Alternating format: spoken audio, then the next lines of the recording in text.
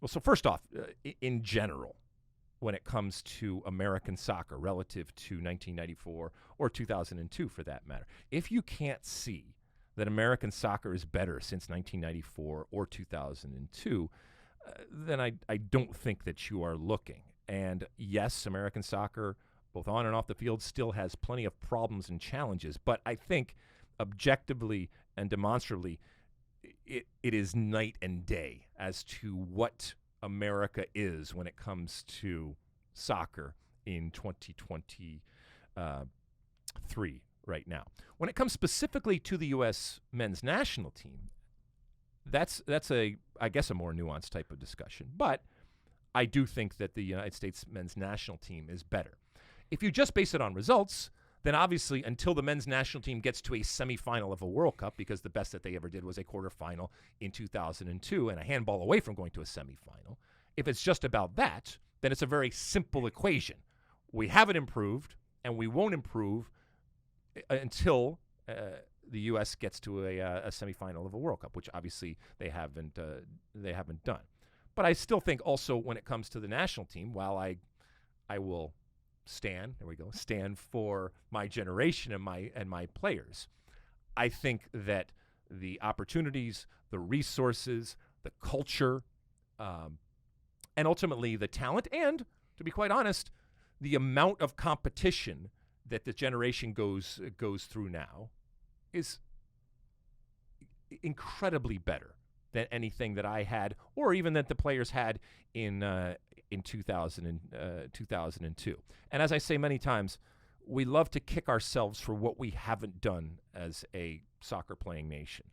And every once in a while, we do have to pat ourselves on the back for how far we have come. The landscape that I grew up in and that my generation grew up in is all but disappeared. Yes, there are remnants of it, but a young player growing up today in America and playing soccer has opportunities, whether it's men's or women's, that I never even fathomed. And so I, without a doubt, would say that both the men's national team and certainly American soccer is light years ahead of where we were back in the 80s and back in the 90s. And as I said, there's plenty of things that pose challenges, and there are plenty of mistakes that have been made along the way.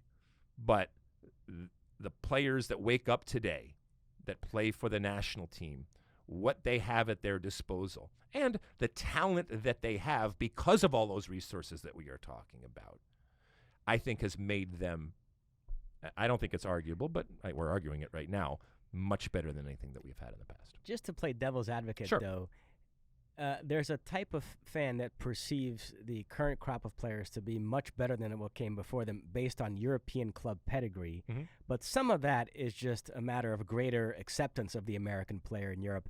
There's certainly guys on previous U.S. teams that probably could have played in these top European leagues, but the American player... Sure, but the pathways weren't there.